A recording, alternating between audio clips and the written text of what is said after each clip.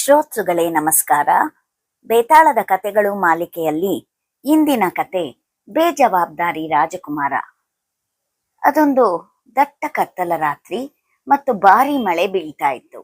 ಎಲ್ಲ ಕಡೆ ವಿಚಿತ್ರವಾದ ಧ್ವನಿಗಳು ಕೇಳಿ ಬರ್ತಾ ಇದ್ವು. ಆದರೆ ವಿಕ್ರಮಾದಿತ್ಯ ರಾಜ ಕಿಂಚಿತ್ತೂ ಭಯ ಪಡಲಿಲ್ಲ.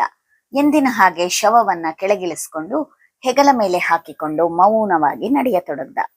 ರಾಜನ ಹಠವನ್ನು ಕಂಡು ಮೆಚ್ಚಿದ ಬೇತಾಳ ಹೇಳ್ದ, ನಿನಗೆ ಹೊಣೆಗಾರಿಕೆಯ ಪ್ರಜ್ಞೆ ಬಹಳ ಇದೆ, ಆದರೆ ಎಲ್ಲರೂ ಜವಾಬ್ದಾರಿಯುಳ್ಳವರಲ್ಲ.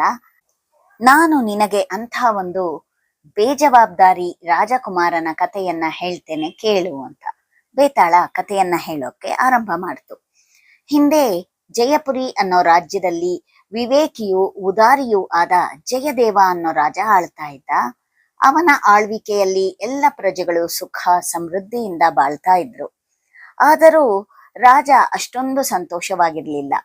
ವೃದ್ಧನಾಗತೊಡಗಿದಂತೆ ಅವನ ಚಿಂತೆ ಹೆಚ್ಚಾಯಿತು ಮತ್ತು ಆಗಾಗ ಕಾಯಿಲೆ ಬೀಳ್ತಾ ಇದ್ದ. ಅವನ ಈ ಚಿಂತೆಗೆ ಕಾರಣ ಏನು ಅಂದ್ರೆ ಅವನ ಒಬ್ಬನೇ ಮಗನ ಬೇಜವಾಬ್ದಾರಿ ಸ್ವಭಾವ. ಅವನ ಮಗ ಸದಾ ಬೇಟೆಯಾಡ್ತಾ ಜೂಜು ಮತ್ತು ಮದ್ಯಪಾನದಲ್ಲಿ ತಂದೆಯ ಸಂಪತ್ತನ್ನ ದುರ್ವಿನಿಯೋಗ ಮಾಡ್ತಾ ಕಾಲ ಕಳೀತಾ ಇದ್ದ.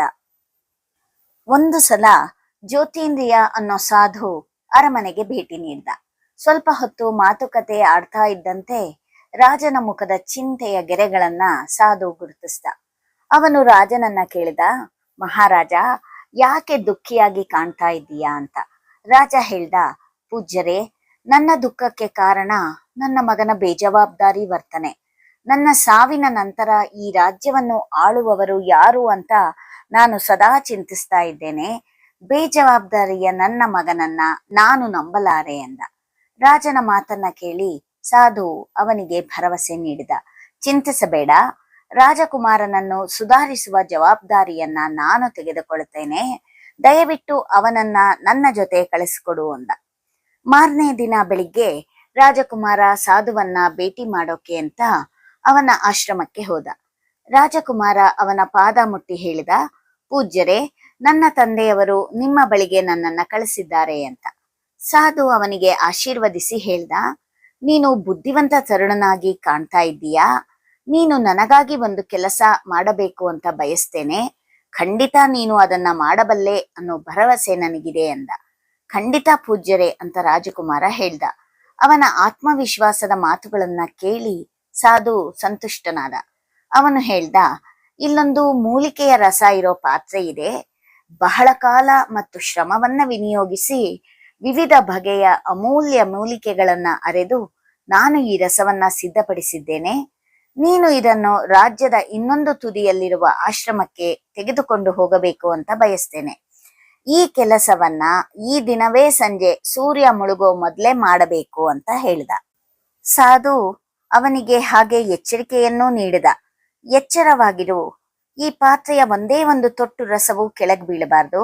ಯಾಕೆ ಅಂದ್ರೆ ಅದರಿಂದ ನಿನ್ನ ತಂದೆಗೂ ರಾಜ್ಯಕ್ಕೂ ದುರದೃಷ್ಟವನ್ನ ತರುತ್ತೆ ಅಂತ. ಉತ್ಸಾಹಿತನಾದ ರಾಜಕುಮಾರ ಆ ಕೆಲಸ ಮಾಡೋಕೆ ಒಪ್ಪಿಕೊಂಡ. ಅವನು ರಸದ ಪಾತ್ರೆಯನ್ನ ಕೊರಳಿಗೆ ನೇತು ಹಾಕಿಕೊಂಡು ತನ್ನ ಕುದುರೆ ಏರಿ ಆಶ್ರಮದ ಕಡೆಗೆ ಹೊರಟ.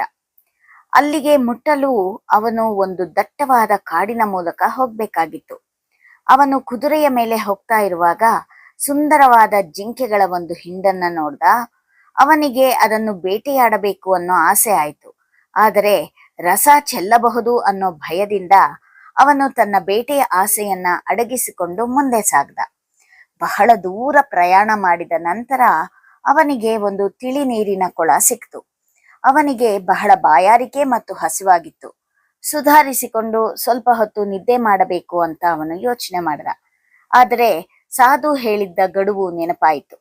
ಅವನು ಸೂರ್ಯ ಮುಳುಗುವ ಮೊದಲು ಆಶ್ರಮವನ್ನ ತಲುಪಬೇಕಾಗಿತ್ತು. ಆದ್ದರಿಂದ ಅವನು ತನ್ನ ಹಸಿವನ್ನ ಅಡಗಿಸಿಕೊಂಡು ಮತ್ತು ತನ್ನ ಗುರಿ ಮುಟ್ಟಲು ದೃಢ ಸಂಕಲ್ಪ ಮಾಡಿ ಎಲ್ಲೂ ನಿಲ್ಲದೆ ಮುಂದೆ ಸಾಗ್ದ. ಕಟ್ಟ ಕಡೆಗೆ ಸೂರ್ಯ ಇನ್ನೇನು ಮುಳುಗಬೇಕು, ಅಷ್ಟರಲ್ಲಿ ಒಂದು ತೊಟ್ಟೂ ಚೆಲ್ಲದಂತೆ ರಸದ ಪಾತ್ರೆಯೊಂದಿಗೆ ಅವನು ಆಶ್ರಮವನ್ನ ಸೇರಿದ. ಹೇಳಿದ ಕಾರ್ಯವನ್ನ ಯಶಸ್ವಿಯಾಗಿ ಮುಗಿಸಿ ಅವನು ಸುಧಾರಣೆಗೊಂಡ ಮನುಷ್ಯನಾಗಿ ಅರಮನೆಗೆ ಹಿಂದಿರುಗಿದ. ಹಠಾತ್ತನೆ ತನ್ನ ಕರ್ತವ್ಯಗಳ ಬಗ್ಗೆ ಪ್ರಜ್ಞೆ ಬಂದು ಅವನು ಒಬ್ಬ ಜವಾಬ್ದಾರಿ ವ್ಯಕ್ತಿಯಾದ. ರಾಜನಿಗೆ ಆಶ್ಚರ್ಯವಾಯಿತು ಮತ್ತು ಮಗನಲ್ಲಿ ಅಷ್ಟು ಬೇಗ ಆದ ಬದಲಾವಣೆಯನ್ನ ಕಂಡು ನಿರಾಳನಾದ. ಅವನು ಸಾಧುವಿಗೆ ಕೃತಜ್ಞತೆಯನ್ನ ಸಲ್ಲಿಸಿದ. ತಾನು ಇನ್ನು ತನ್ನ ರಾಜ್ಯದ ಬಗ್ಗೆ ಚಿಂತಿಸಬೇಕಾಗಿಲ್ಲ ಅಂತ ಅಂದುಕೊಂಡ. ಈಗ ರಾಜ್ಯದ ಆಡಳಿತವನ್ನ ತನ್ನ ಮಗನ ಸುರಕ್ಷಿತ ಕೈಗಳಲ್ಲಿ ಬಿಡೋಕೆ ಅವನಿಗೆ ನಂಬಿಕೆ ಬಂತು. ಹೀಗೆ ಬೇತಾಳ ತನ್ನ ಕಥೆಯನ್ನ ಹೇಳಿ ಮುಗಿಸಿ, ರಾಜ, ರಾಜಕುಮಾರನನ್ನ ಸುಧಾರಣೆ ಮಾಡಿದ್ದು ಯಾವುದು ಅಂತ ವಿಕ್ರಮಾದಿತ್ಯನನ್ನ ಕೇಳ್ದ. ಆಗ ವಿಕ್ರಮರಾಜ ಹೇಳ್ದ, ಮುಖ್ಯವಾಗಿ ಸಾಧು ರಾಜಕುಮಾರನನ್ನು ಹೊಗಳದ. ಅವನಲ್ಲಿ ಭರವಸೆ ಇರಿಸಿ ಪಾತ್ರೆಯನ್ನ ಜೋಪಾನವಾಗಿ ಮುಟ್ಟಿಸುವ ಕಾರ್ಯ ವಹಿಸಿದ. ಇದು ರಾಜಕುಮಾರನಿಗೆ ತನಗೆ ವಹಿಸಿದ ಕಾರ್ಯವನ್ನ ಜವಾಬ್ದಾರಿಯಿಂದ ನಿರ್ವಹಿಸುವಂತೆ ಪ್ರೇರಣೆ ನೀಡಿತು. ಆಗ ಅವನು ತನ್ನ ಕರ್ತವ್ಯಗಳನ್ನ ಅರ್ಥ ಮಾಡಿಕೊಂಡು ಆ ಮೂಲಕ ಸುಧಾರಿತ ವ್ಯಕ್ತಿಯಾಗಿ ಬದಲಾದ.